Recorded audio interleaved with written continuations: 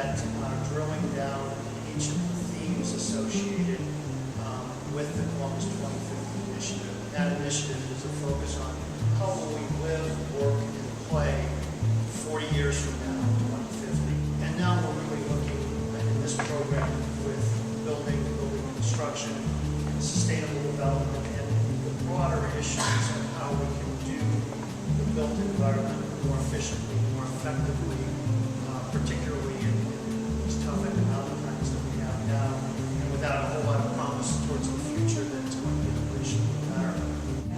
The Knowlton School of Architecture has been partnered with ULI on this City in 2050 initiative, and our role is to help facilitate this years-long process to generate great ideas and thinking for the next 40 years, and how that's going to guide the future of the development community, of our policymakers, and others.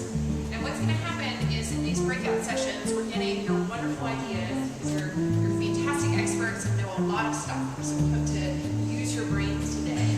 And we're going to be taking all that information, and then in the fall, we're going to be working to develop a report that reflects many of the ideas that you come up with, just further investigation. So we're looking forward to that as a next step after we finish this series of breakouts. So before we grab all your great ideas, we want to prime the pump. And so what we're going to do is have 3 speakers who are going to briefly be talking, and they're just going to talk about some of the concepts we'll be thinking about today. The initial mindset for Heinz has always been build a great building and own it forever. And so that just led Heinz naturally into a sustainability mindset. Obviously in 1971, Heinz wasn't building the building to get it LEED certified. If they weren't even building it, honestly, to be environmentally friendly. It was all the business case. It was all about making the business case, using the least amount of energy, using the right resources, doing things the right way that's going to make this building last forever, and be a profitable endeavor forever. And then, of course, once LEED came around, and it just fit in nicely with that mindset. I mean, we're starting to find that tenants, prospective investors, and other building owners are starting to realize the value that sustainability has. So now that you're looking to sell a building, having that LEED plaque on the wall actually adds value to the building and makes it a more valuable property because people know that it's going to operate energy efficient, that tenants are going to want to be there. And so luckily we're starting to see the market drive the sustainability, and that's really where we need to get going. One thing I want to maybe expand the conversation to is not maybe to think of whole buildings, but think of it as larger. It's not just about a building; it's about a system or a community. Oh, sorry about that. So thinking at a larger scale than just the buildings. And really, what I think what's going to be changed and where the innovation is going to be is not in just what we produce, not the end product, but actually how we work and how we produce our work, how we collaborate. I think collaboration is critical. We have a saying around the office, collaborate or die, as we work with our multiple consultants and owners.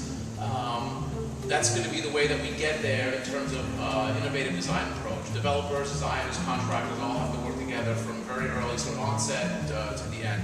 We say, start dominant, smart, and I mean that in a good way in that you want to start off as simple as possible in a passive way and then eventually become active with buildings. So in other words, where do you put the building, what the solar orientation is, where the prevailing winds come from, what the building shape is, that's all free stuff, and it's all easy, fairly easy stuff. There's not a lot of rocket science there. Once you achieve those goals with regard to the building design, that's when you start introducing some of the more sophisticated technologies, geothermal heat exchange, solar power, wind power, daylight harvesting. So once you solve the first part of the equation, the second part sort of follows naturally.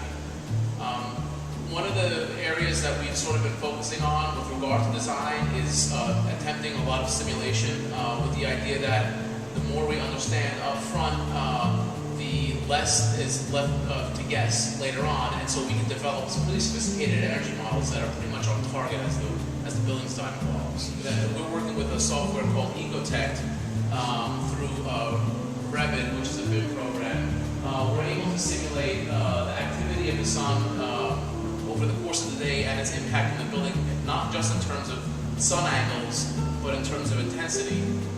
We're also able to quickly study optimal building siting and location, window openings and that kind of thing, very early in the process to really determine what our percentages of openings are, our aspect ratio of the building needs to be, and then from there we're able to produce really early life cycle cost analysis in the building based on what our wall thicknesses are, what our percentage of insulation value is, where the openings are, what the orientation of the building is, so we can really kind of create a building in the computer before ever building it. We're also able to do prevailing wind studies, so this is a wind study, intensity and frequency chart that we're able to determine, north, southwest prevailing winds, how to work with those, how to best orient the building to accomplish that based on surrounding vegetation and geography.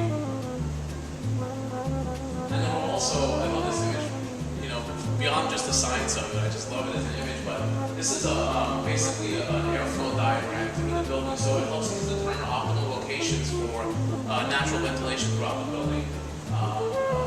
In terms of size of opening, location of opening, that helps to dissipate a lot of the CO2 that is generated over the course. Lastly, the thing I wanted to address was the idea of buildings as generators. Not just being a net zero building, but if you can imagine a building, and this happens nowadays in some houses where the meter runs backward, you're essentially giving back to the grid. I think that's what the aspiration should be. It should be energy plus buildings, not net zero buildings. The days of projects kind of sucking from the environment, are sort of leaving us, and we're looking at kind of giving back. We're using the design assist, bringing in as many people as we can to the process as early as we can. Using building information modeling to take the integrated design approach and drive it out to the field, and trying to do as much prefabrication or even manufacturing of components as we can.